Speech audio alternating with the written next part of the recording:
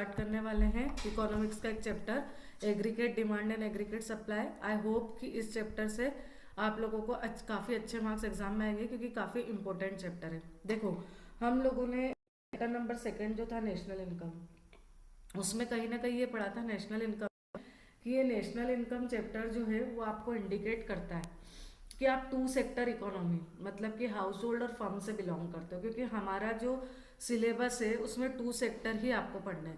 पर एग्जाम में अगर आपको कंपोनेंट्स ऑफ एग्रीगेट डिमांड पूछने के लिए आ जाए, कंपोनेंट्स ऑफ एग्रीगेट डिमांड, तो आपको याद रखना है कि आपको इसमें 4 चीजें लिखनी है। पहला, private household consumption expenditure, it refers to the total expenditure incurred by household. देखो, पहला है कंपोनेंट्स में हाउस होल्ड कंजम्पशन एक्सपेंसेस, जिसको हम रिप्रेजेंट करेंगे सी से। It refers to the total expenditure incurred by household. Household जो भी अपनी साइड से टोटल एक्सपेंडिचर इनकर्ड करता है on purchase of goods and services during an accounting year, एक अकाउंटिंग ईयर में। जैसे एक उठा और उसने सुबह एक सोप कंज्यूम करा, राइट, तो ये जो उसने सोप कंज्यूम करा है वो इसका इंडिविजुअल एक्सपेंडिचर हो गया। ऐसे ही हमारे इंडिया में सुबह से लेकर शाम तक जो हमारे हाउस होल्ड है वो बहुत सारा खर्चा करते हैं, और वो सारे खर्चों को अगर जोड़ लिया जाए तो वो बन जाएगा प्राइवेट कंजम्पशन एक्सपेंडिचर, जिसे सी से रिप्रेजेंट करते हैं। 3 मार्क का क्वेश्चन अवेटेड है। कंपोनेंट्स ऑफ एग्रीगेट डिमांड, इसमें हमको चारों सेक्टर लिखने हैं, जिसमें से फर्स्ट सेक्टर है कि हमारे हाउस होल्ड्स दिन भर में अपनी जो डेली लाइफ है उसमें गुड्स एंड सर्विसेज को कंज्यूम कर कर कितना खर्चा करते हैं एक अकाउंटिंग ईयर में। ठीक, तो हम एक दिन में करेंगे, रोज रोज करेंगे तो पूरे एक अकाउंटिंग के खर्चे यहाँ पर समाप्त हो जाएंगे। Generally consumption expenditure is directly influenced by the disposable income, that is the higher the disposable income more the consumption expenditure and vice versa. Disposable income हम लोग कॉन्सेप्ट पढ़ रखा है कि व्यक्ति अगर कमाता है तो कमाने पर वो कितने रुपए का खर्चा करता है, उसको डिस्पोजेबल इनकम बोलते हैं। कमाने पर वो कितने रुपए का खर्चा करता है, जैसे उसके इनकम है 800 और उसने उसमें 600 रुपए खर्च कर दिए, तो ये यहाँ पर कहलाएगा डिस्पोजेबल इनकम। तो डिस्पोजेबल इनकम मतलब जितना वो कमा रहा है उसमें से कितनी वो खर्चा करने की विलिंगनेस रख रहा है, और जितनी वो विलिंगनेस रखेगा उतने ज़्यादा आपके कंजम्पशन। तो सी डिपेंड करेगा डिस्पोजेबल इनकम पे। डिस्पोजेबल इनकम बढ़ेगी तो आपके यहाँ पर एक्सपेंडिचर भी बढ़ेंगे। नेक्स्ट आता है आपका investment expenditure. Disposable income refers to the income from all sources which is available to household for spending on consumption and saving. Household की वो पूरी इनकम जो कि अवेलेबल है किस चीज़ के लिए, हाउस होल्ड उसे स्पेंड भी कर सकता है और कंज्यूम एंड सेविंग भी कर सकता है। तो हाउस होल्ड की जो इनकम अवेलेबल है ना, अवेलेबल वर्ड पर सबसे ज़्यादा ध्यान देना, which is available to household for spending on consumption and saving. It must be kept in mind that consumption expenditure we are discussing ex ante and plan consumption expenditure. मतलब आपको याद रखना है कि जो एक्सपेंडिचर की यहाँ पर बात हो रही है वो केवल इंड्यूस एक्सपेंडिचर नहीं है, वो प्लान्ड इन्वेस्टमेंट है, प्लान्ड एक्सपेंडिचर है। मतलब कि उन्होंने सोच समझकर और उस चीज को एक्सपेंडिचर करने की कोशिश की, केवल वही वाले एक्सपेंडिचर हमें यहाँ पर लेने हैं कंजम्पशन एक्सपेंडिचर में। ठीक है, अब इन्वेस्टमेंट एक्सपेंडिचर, इन्वेस्टमेंट एक्सपेंडिचर वो होते हैं जो कि हमारे जो प्राइवेट फर्म्स है वो जब बिजनेस करेगी तो बिजनेस करेगी तो ऑब्वियसली उसको एक फैक्ट्री में मशीन लगेगी, है ना। तो जो मशीन उसे फैक्ट्री में लग रही है वो मशीन पे वो जो खर्चा करेगा वो एक्चुअली खर्चा नहीं होकर उसके बिजनेस इन्वेस्टमेंट है। तो प्राइवेट फर्म्स जो कैपिटल गुड्स पर खर्चा करती है, प्राइवेट फर्म्स जो कैपिटल गुड्स पर खर्चा करती है, फर्म को चलाने के लिए जो उसको फिजिकल असेट्स परचेज करनी पड़ती है, जैसे मशीन है, इक्विपमेंट है, बिल्डिंग है ना, स्टॉक वगैरह मेंटेन करना पड़ता है, तो वो खर्च नहीं हो रहा है, एक्चुअली वो फर्म अपने बिजनेस में इन्वेस्ट करती है, तो वो investment expenditure, that is the second components of expenditure, है ना। Content of aggregate demand, components of aggregate demand का ये सेकेंड कंटेंट हो गया। पहला हो गया प्राइवेट हाउस होल्ड, हो गया आपका यहाँ पर इन्वेस्टमेंट एक्सपेंडिचर जो कि बिजनेस फर्म करती है, हाउस होल्ड जो है वो पब्लिक हम लोग करते हैं। गवर्नमेंट एक्सपेंडिचर नाम से पता पड़ता है कि जो खर्चे गवर्नमेंट करती है, लेकिन ये 2 तरह के होते हैं। गवर्नमेंट के कंजम्पशन एक्सपेंडिचर होते हैं और गवर्नमेंट के इन्वेस्टमेंट एक्सपेंडिचर होती है। गवर्नमेंट क्या करती है, कंजम्पशन मतलब हमारी जो एजुकेशन है, हेल्थ है, ट्रांसपोर्टेशन है, डिफेंस है, इन पर जो खर्चा करती है जिससे कि रिटर्न में कुछ नहीं मिलने वाला है, वो उसका इन्वेस्टमेंट नहीं है, तो ये कंजम्पशन एक्सपेंडिचर कहलाएगा। लेकिन गवर्नमेंट कहीं ना कहीं इन्वेस्टमेंट भी करती है, जैसे अभी उन्होंने वहाँ पर स्टेच्यू ऑफ यूनिटी बनाया गुजरात में, तो वो जो हो गया, रोड बनाया, हाईवेज बनाया, वो उसका इन्वेस्टमेंट एक्सपेंडिचर, उससे उसको इनकम जनरेट होगी। Level of government expenditure is determined by the policy of the government which is generally guided by social welfare. फिर उसके बाद आता है नेट एक्सपोर्ट। एक्सपोर्ट का मतलब होता है एक्सपोर्ट माइनस इम्पोर्ट। एक्सपोर्ट और इम्पोर्ट का जो डिफरेंस है बेसिकली वो यहाँ पर देखा जाएगा, क्योंकि एक्सपोर्ट और import indicates demand for goods produced domestic territory of a country by the rest of the world. जितना हम एक्सपोर्ट करेंगे इम्पोर्ट के ओवर, है ना, जैसे मान लो हमने 600 रुपये का इम्पोर्ट करा है, किसी एग्जाम्पल लेते हैं, और 800 रुपीज़ का हमने यहाँ पे एक्सपोर्ट करा, तो हमने एक्सपोर्ट ज़्यादा करा इम्पोर्ट से, तो हमको 200 का यहाँ पे नेट सरप्लस मिल रहा है। मतलब इतने के 200 करोड़ रुपीज़ के हमें यहाँ पर एक्स्ट्रा गुड्स एंड सर्विसेज बनाने पड़ेंगे। गुड्स एंड सर्विसेज प्रोड्यूस करेंगे उतना ज़्यादा हमारा एक्सपेंडिचर होगा, तो ये भी कॉम्पोनेंट हो गया, है ना। The difference between export and import is termed as net export. इससे नेट एक्सपोर्ट मिल जाएगी आपको। Magnitude of net exports generally depends on the rate of exchange, relative price of goods, exchange duty, trade policies. Obviously export और import की policies change होती रहती है, जैसे पहले फॉरेन एक्सचेंज मैनेजमेंट एक्ट था वो हट गया, तो उस पर डिपेंड करेगा। तो ये 4 चीज़ें हमारी यहाँ पर आ गई अच्छे से। पहला जो हमारे सामने आया है वो प्राइवेट कंजम्पशन है। आप लोगों को पता है कि हम पढ़ रहे हैं कॉम्पोनेंट्स ऑफ एग्रीगेट डिमांड।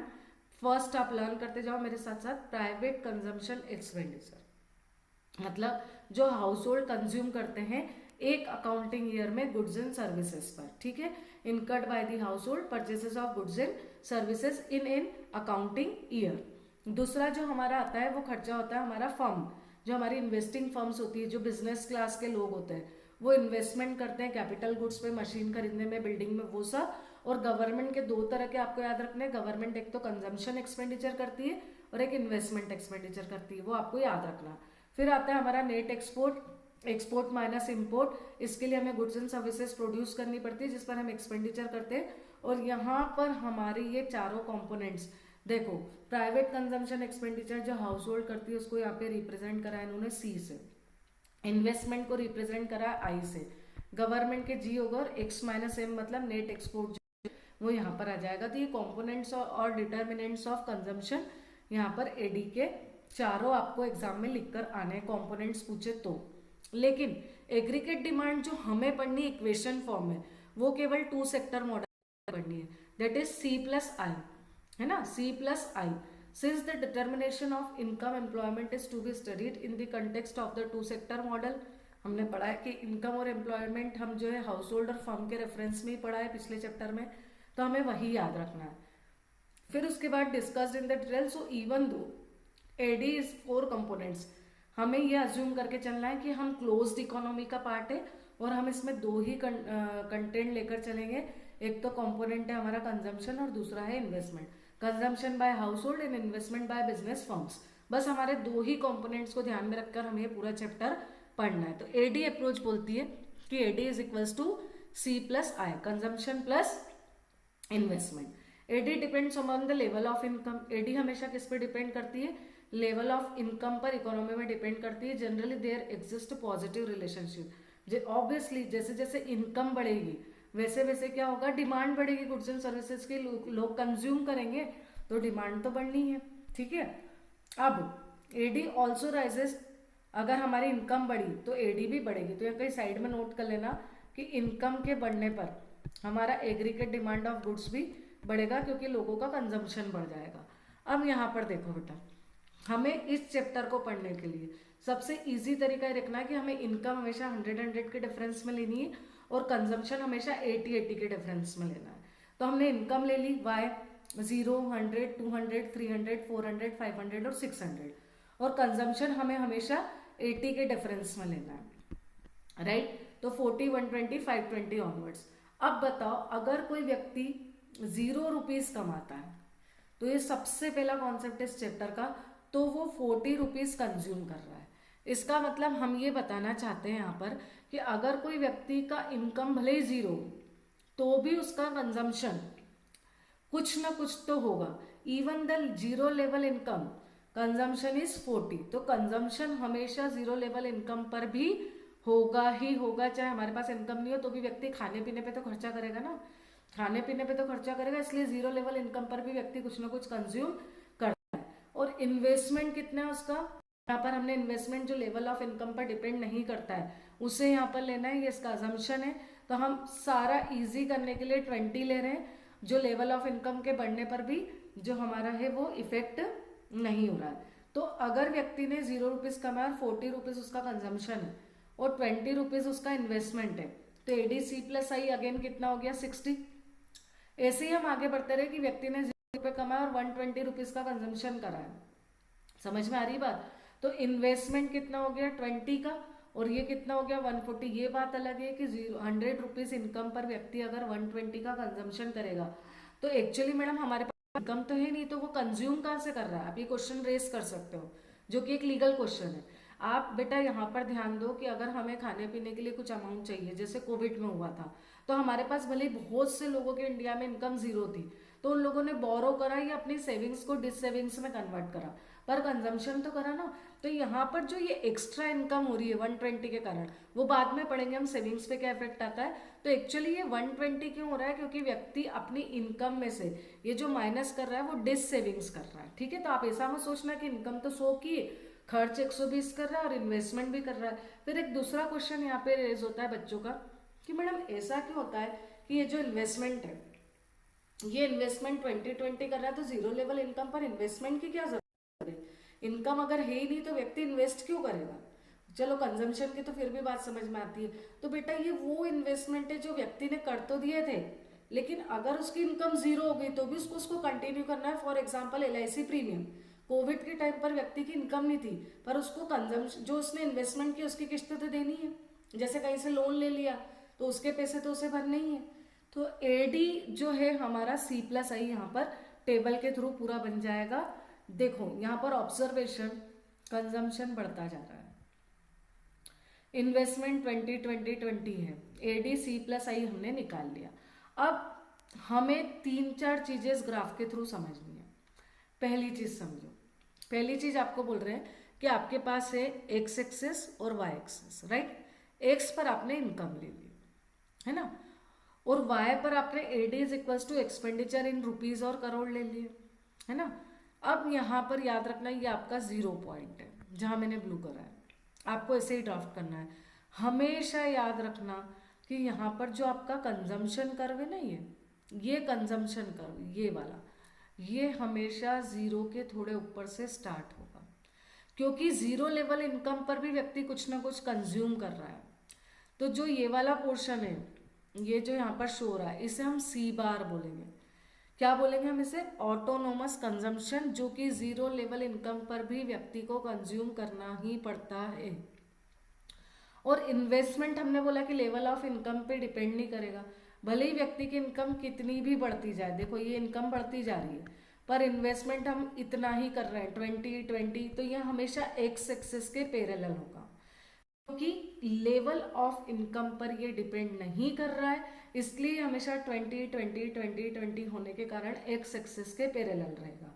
तो हमारा OS C बार को बता रहा है, जो कि ऑटोनोमस कंजम्पशन है। आप जब भी C का ग्राफ ड्राफ्ट करो, कंजम्पशन का ग्राफ बनाओ, तो याद रखना वो कंजम्पशन का जो ग्राफ है वो 0 से नहीं स्टार्ट होगा, वो उसके ऊपर से स्टार्ट होगा S पॉइंट से।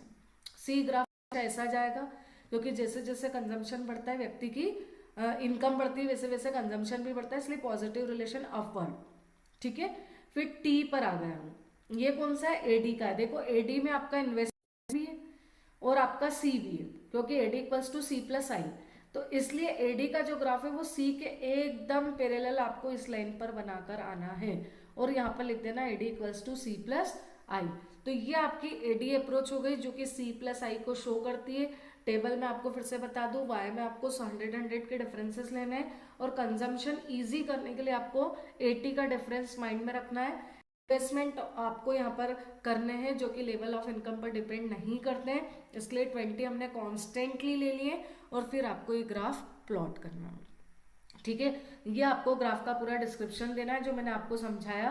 कंजम्पशन कर्व का हमेशा ग्राफ जो है वो पॉजिटिव रिलेशनशिप के कारण अपवर्ड होता है, ये मैंने आपको बता दिया। अगर कम इनकम है तो हम ज़्यादा कम इनकम है तो कम कंजम्पशन करेंगे, और ज़्यादा इनकम है तो हम कंजम्पशन को बढ़ा देंगे, क्योंकि consumption increases with the increase in income. ठीक है। However the proportionate increase in consumption is less then the income. मतलब ऐसा नहीं है कि हमारी इनकम बहुत ज़्यादा बढ़ गई तो हम 2 रोटी की जगह अचानक से 6 रोटी खाने लग जाएंगे। तो हमारे इनकम के साथ कंजम्पशन बढ़ेगा तो सही, तो कंजम्पशन एक लेवल तक ही बढ़ेगा। जैसे कोई व्यक्ति अगर 0 रुपीज़ कमाता था तो उसने एक अपना खाने पीने का काम करके और काम चला लिया, फिर वो व्यक्ति 50 रुपीज़ कमाने 0 रुपीज़ से 50 पर आया, तो उसने थोड़ा अपना कंजम्पशन में हाई क्वालिटी, फिर जैसे वो और ज़्यादा कमाने लगा तो कार वगैरह खरीदी, घर वगैरह खरीदा, फिर उसके बाद और ज़्यादा खरीदने कमाने लगा, तो अब कमा के करेगा क्या, उसके घर में कार भी है, उसका एक लग्जरी हाउस भी है, फिर उसके बाद उसकी जितनी बेसिक लग्जरी नीड्स थी वो भी सारी कंप्लीट हो गई। तो ऐसा तो ही नहीं कि सब चीज़ें फुलफिल होने के बाद हम करेंगे और कंज्यूम, तो कंजम्पशन बढ़ेगा पर उतना नहीं बढ़ेगा जितना कि इनकम बढ़ेगी, उस प्रपोर्शनेट में नहीं बढ़ेगा। ठीक है। तो consumption of slope of consumption कब आपसे पूछे तो पॉजिटिव रिलेशनशिप है, इनकम के बढ़ने के साथ ये भी बढ़ता है पर उतना नहीं बढ़ेगा जितना कि आपका इनकम का लेवल बढ़ता है, प्रपोर्शनेट उतना नहीं बढ़ेगा। फर्स्ट पॉइंट मैं आपके लिए एक बार पढ़ देती हूँ। There is always some minimum level of consumption even when the income is 0। इसीलिए मैंने आपको बताया कि 0 इनकम पर भी व्यक्ति 40 का कंजम्पशन कर रहा था। तो ये ग्राफ कभी भी 0 से शुरू नहीं होता है, क्योंकि उससे basic people need certain basic goods and services to sustain themselves. वो वाली नीड जो उसको सस्टेन करने के लिए रिक्वायर्ड है वो 0 पर भी करेगा ही करेगा। स्लोप ऑफ कंजम्पशन कर्व है, फिर है slope of autonomous investment curve. The second component investment expenditure is straight line parallel to x axis as it is assumed to be independent of level of income, है ना। मैंने आपको बताया कि हम जो यहाँ पर अज्यूम कर रहे हैं कि जो हमारा इन्वेस्टमेंट है वो लेवल ऑफ इनकम से घट रहा बढ़ रहा नहीं है, भले ही हमारी कितनी भी इनकम बढ़ जाए हमारा इन्वेस्टमेंट कांस्टेंट है, दैट इज 20। स्टार्टिंग पॉइंट मैंने आपको बताया एडी कर्व का कि एडी कर्व का स्टार्टिंग पॉइंट टी है, as at 0 level of national income, autonomous consumption है हमारे पास में, है ना, और ऑटोनोमस इन्वेस्टमेंट भी है हमारे पास में, जिसको हमने ओएस और ओआर से बताया है। तो जैसे ही ऑटोनोमस कंजम्पशन और ऑटोनोमस इन्वेस्टमेंट प्लस हो जाएंगे वैसे ही यहाँ पर हमारा एडी का ग्राफ तैयार हो जाएगा। एडी का ग्राफ पॉजिटिव होता है क्योंकि एग्रीगेट एक्सपेंडिचर इनकम के साथ साथ बढ़ने लगता है। अब हमारा आता है एग्रीगेट सप्लाई। एडी आपको पूरा समझ में आ गया। एग्रीगेट डिमांड क्या होता है, सी प्लस आई क्लोज्ड इकोनॉमी पर बेस्ड है। 2 कॉम्पोनेंट्स है, कंजम्पशन का है, एक इन्वेस्टमेंट का है। कंजम्पशन हाउस होल्ड्स करते हैं और इन्वेस्टमेंट बिजनेस फर्म्स करती है। हमें यहाँ पर गवर्नमेंट सेक्टर वाला और नेट एक्सपोर्ट वाला नहीं पढ़ना है। AD equals to C plus I होता है, जिसमें हम मानकर चलते हैं कि कुछ ना कुछ कंज्यूम तो होगा ही, इसलिए कंजम्पशन का ग्राफ कभी भी 0 से स्टार्ट नहीं होगा, क्योंकि बेसिक नीड्स तो वो पूरी करेगा चाहे उसके पास 0 इनकम हो। और एक हमने लिया ऑटोनोमस इन्वेस्टमेंट का, जो भी वो करेगा ही करेगा। अब आता है एग्रीगेट सप्लाई। अब aggregate supply refers to the money value of final goods and services that are all producer. अब देखो यहाँ पर किसके पॉइंट ऑफ व्यू से समझना है, producer willing to supply in economy in a given time period. मतलब वो कितना सप्लाई करना चाहते हैं एक पर्टिकुलर टाइम पीरियड में। प्रोड्यूसर कितना सप्लाई करना चाहते हैं, ऑब्वियसली वो जितना सप्लाई करेंगे ओनली प्लांट प्रोडक्शन और desired output during the given time period. It does not refer to actual output की बात नहीं, कितना प्रोड्यूस करना चाहते हैं एक particular time point of time में, तो वो एग्रीगेट सप्लाई करेगा। और प्रोड्यूसर जितना सप्लाई करेंगे उससे हमारी कंट्री की नेशनल इनकम जनरेट होगी। तो यहाँ पर एज जो है वो हमेशा नेशनल इनकम NNPFC के इक्विवेलेंट होगा। याद रखना एग्रीगेट सप्लाई जो है वो नेशनल इनकम के इक्विवेलेंट माना जाता है। अब यहाँ पर देखते हैं, देखो ये सिंपल सा गणित आपको समझ में आ गया। Aggregate supply express to physical terms it refers to total output of goods. हमने कितने गुड्स बनाए, हमने 100 चेयर्स बनाई, हमने 100 लोगों को सर्विसेज दी डॉक्टर की। In an economy we know that total output is distributed to the factor of production in the form of rent, wages, interest and profit. ये मैंने आपको पढ़ा रखा है कि आप जो फैक्टर पेमेंट करते हैं in form of rent, in form of wages, in form of interest, in form of profits, the sum total of this factor income rent, wages, interest और profit at a domestic and national level is termed as national income. ठीक है, तो आप जो भी ये produce कर रहे हो और उनको जो फैक्टर पेमेंट दे रहे हो उससे उनकी इनकम जनरेट हो रही है, तो वो नेशनल इनकम को कहीं ना कहीं बढ़ाएगा। अगर गुड्स एंड सर्विसेज बनेगी तो बदले में उनको फैक्टर पेमेंट मिलेगा, फैक्टर पेमेंट मिलेगा तो नेशनल इनकम बढ़ेगी, नेशनल इनकम बढ़ेगी क्योंकि वो बेचेंगे गुड्स एंड सर्विसेज को तो प्रॉफिट भी अर्न करेंगे। तो इस तरीके से इन सबका जो एग्रीगेट आता है, जो इनका टोटल आता है, rent plus wages plus interest plus profit, तो domestic and national income is termed as national income. So we can say that aggregate supply and national income are one of the same thing. क्या यहाँ तक का पूरा clear हो गया? Components of aggregate supply और national income, इसको पढ़ते हैं। एग्रीगेट एडी में हमने पढ़ा था सी प्लस आई। अब एस में हमको ध्यान रखना है कि चूंकि ये नेशनल इनकम के इक्विवेलेंट है इसलिए इसको वाई से डिनोट करेंगे। सी प्लस एस मतलब यदि व्यक्ति कमाता है तो या तो वो कंज्यूम करता है या वो उसको सेव कर लेता है। ये इस अवधारणा या कंसेप्ट पर बेस्ड है कि व्यक्ति ने कमाया तो या तो कंज्यूम कर रहा है या वो सेव कर रहा है। वहां पर या तो वो कंज्यूम कर रहा था या इन्वेस्ट कर रहा था, तो एडीए ने डिमांड क्रिएट कर रहा था। यहाँ पर आपने कमा लिया है तो आप कंज्यूम करोगे या सेव करोगे। अब सेविंग का पॉइंट ऑफ व्यू देखते हैं। इनकम वही अगेन 100 के डिफरेंस में, कंजम्पशन जो 80 के डिफरेंसेस में, जैसे कि हमने बोला था स्टार्टिंग ऑफ द चैप्टर में। सेविंग्स हमारी 40-20। अब देखो यहाँ पर आप लोगों का क्वेश्चन यहाँ पे सेटिस्फाइड हो जाएगा कि भैया 0 इनकम है और आप 120 कंज्यूम कर रहे हो, तो ऑब्वियसली आप अपनी सेविंग्स को डिस सेविंग्स में कन्वर्ट कर रहे हो। यही कारण है कि सेविंग का ग्राफ नेगेटिव में भी चले जाता है। सेविंग का ग्राफ 0 से शुरू होगा, देखो ये हमेशा याद रखना, ये 0 से शुरू होगा, स्टार्ट होगा, है ना। तो हमारा जो सेविंग का ग्राफ है वो 0 इनकम पर भी शुरू हो जाएगा, लेकिन डिस सेविंग्स को शो करेगा। किसको शो करेगा? 0 पर डिस सेविंग्स को। तो वाई जो है हमारा वो इनकम को जनरेट करता है, और इनकम वाला ग्राफ जो है वो हमारा हमेशा 45 डिग्री एंगल पर बाइसेक्ट करेगा।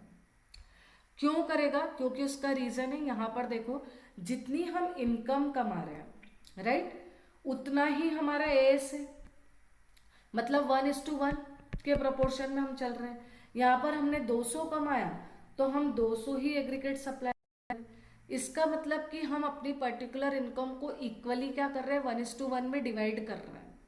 समझ में आ रही बात? इसीलिए इनकम का जो ग्राफ है वो 45 डिग्री एंगल पर बाइसेक्ट करेगा। Income is represented on x-axis and consumption and saving are measured on the y-axis. With represent the aggregate supply has been form of origin. The line drawn by taking the same scale on the axis at every point on this 45 degree line, y equals to c plus s. Aggregate supply is obtained by adding consumption and saving. जी हाँ बिल्कुल, हमने c plus s करा है तब हमें aggregate supply मिला। The straight line obtained which will originate from the point of origin will form a 45 degree angle, thereby establishing the relation of y equals to c plus s. At all point 45 degree line income is equals to sum of consumption and saving. अभी मैंने बताया था y equals to c plus s, इसीलिए वो 45 degree का आ रहा है, क्योंकि जो दोनों वेरिएबल है is the two variables consumption or aggregate expenditure and income are measured in the same unit. The 45 degree line has slope of 1. It bisect the 90 degree angle from two axes. देखो 90 degree angle बन रहा है ना, ये 90 degree का angle बना है, ये 90 डिग्री और इसको बाइसेक्ट करा है 45 में। उसका रीजन भी मैंने आपको समझा दिया है।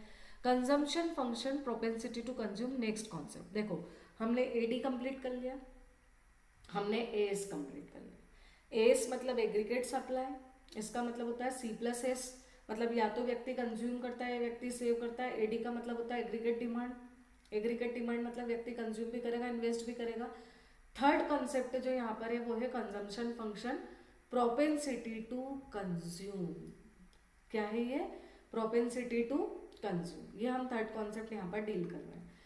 Consumption expenditure refers to the proportion of income which is spend on purchase of goods and services. हम इनकम के जिस प्रोपोर्शन को कंजम्पशन पर एक्सपेंडिएट करते हैं, जैसे हमने 100 रुपये कमाए उसमें से 40 रुपये कंज्यूम कर लिए तो वो कंजम्पशन एक्सपेंडिचर कहलाएंगे। Consumption function refers to functional relationship. Consumption function word आ रहा है तो आप यहाँ पे लैंग्वेज प्रोड्यूस करना सीख जाओ। Consumption function refers to the functional relationship between क्या, कंजम्पशन एंड इनकम, क्योंकि जैसे जैसे हमारी इनकम बढ़ेगी वैसे वैसे हमारा कंजम्पशन भी बढ़ता है। हालांकि हमने पढ़ा कि जितने प्रपोर्शन में इनकम बढ़ती है हम उतने प्रपोर्शन में कंज्यूम नहीं करते, क्योंकि एक टाइम के बाद हमारे पास सब चीज़ें हो जाती है और हमें और चीज़ें कंज्यूम करने की नीड नहीं होती है। Consumption function represents the willingness of household to purchase the goods and services at a given level of income during a given level of time period. ये दो चीज आपको ध्यान रखनी है। It is also shows the consumption level at a different level of income in an economy. It is psychological concept, है ना। Consumption income पर डिपेंड करता है लेकिन साइकोलॉजिकली, कुछ लोग ज़्यादा सेविंग्स करते हैं, कुछ लोग सेविंग्स ही नहीं करते हैं, कुछ लोगों को बहुत खर्चा करना है, जैसा यूएस में होता आज कमाया आज खर्चा कर दिया। तो ये एक साइकोलॉजिकल कंसेप्ट है, याद रखना। जरूरी नहीं कि सब लोगों की जितनी सेम इनकम हो और सबके सब सेम लेवल ऑफ कंजम्पशन करते हो, डिपेंड करता है उसके मेंटल डिटर्मिनेशन पे, राइट। अब इनकम और कंजम्पशन हमारे सामने दो चीजें दे रखी है और इससे हम यहाँ पर कंजम्पशन के ग्राफ को देख रहे हैं। देखो बेटा, ये आपको पता होगा कि हमारा इनकम तो हमेशा 45 डिग्री बाइसेक्ट में आएगा और सी कभी भी जीरो से स्टार्ट नहीं होगा। तो हमने देख लिया कि भैया ये तो सी वाला है और ये वाला कौन सा वाला है, वाई वाला है ना। अब ध्यान रखना कि अगर कोई पर्टिकुलर बंदा, मतलब सबसे पहले आपको वाई प्लॉट करना है और उसको सी को ऐसे उससे काटते हुए ले जाना है ना, क्योंकि सी ग्राफ वाई को जहां बाइसेक्ट करेगा वहां पर वो पर्टिकुलर पॉइंट इक्विलिब्रियम पॉइंट होगा, मतलब उस पॉइंट पर व्यक्ति की इनकम और उसका कंजम्पशन दोनों एकदम इक्वल हो जाएंगे। तो वहां पर कंजम्पशन और इक्वल कैसे हो जाएंगे, दोनों सेम टू सेम हो जाएंगे। यहाँ तक की पूरी बात आपको समझ में आ गई, ठीक है। अब यहाँ पर देखो, 0 पे 40 था, 100 पे 120 था, फिर 200 पे 200, ऐसे करके हमारे पास ये पूरा का पूरा दिया हुआ है। अब आप खुद ही देखो कि आपने ये इनकम का ग्राफ खींचा और कंजम्पशन का खींचा, तो कंजम्पशन अगर ज्यादा है और इनकम उसके नीचे आ रही है, देख लो कंजम्पशन का ग्राफ ऊपर है और इनकम वाला ग्राफ उसके नीचे, तो ये जो पोर्शन है वो डिस सेविंग को बताएगा। पर जब इनकम कंजम्पशन के ऊपर चली जाएगी तो वो सेविंग्स स्टार्ट करेगा और आपको इसको रफली ड्रॉ करना है स्केल की मदद से, लेकिन आपको यहाँ पर ऐसे 0-100 प्लॉट करने की जरूरत नहीं है, याद रखना। तो यहाँ पर ये पॉइंट है OM, जहां पर हमारी जितनी इनकम है उतना ही हमारा कंजम्पशन, ये इक्विलिब्रियम पॉइंट हमें काउंट करना है, ठीक है। Starting point of consumption curve again C bar से स्टार्ट होगा। स्लोप ऑफ कंजम्पशन कर्व हमेशा पॉजिटिव होगा, इनकम के साथ साथ बढ़ेगा। Income is less than consumption अगर होगी तो फिर हमेशा डिस सेविंग्स होगी, है ना। ये मैंने आप लोगों को बता दिया। ब्रेक इवन पॉइंट हमेशा जहां इनकम और कंजम्पशन इक्वल हो जाएंगे, भाई 200 रुपये कमा रहे हो और 200 रुपये कंज्यूम कर रहे हो और income is more than consumption, ये यहाँ पर हमारा खत्म होता है, ठीक है। तो हमने यहाँ पे थर्ड कॉन्सेप्ट भी कंप्लीट कर लिया। आई होप आपको अच्छे से समझ में आया होगा। नेक्स्ट वीडियो में हम इसके आगे का कॉन्सेप्ट या कवर करेंगे। Thank you very much.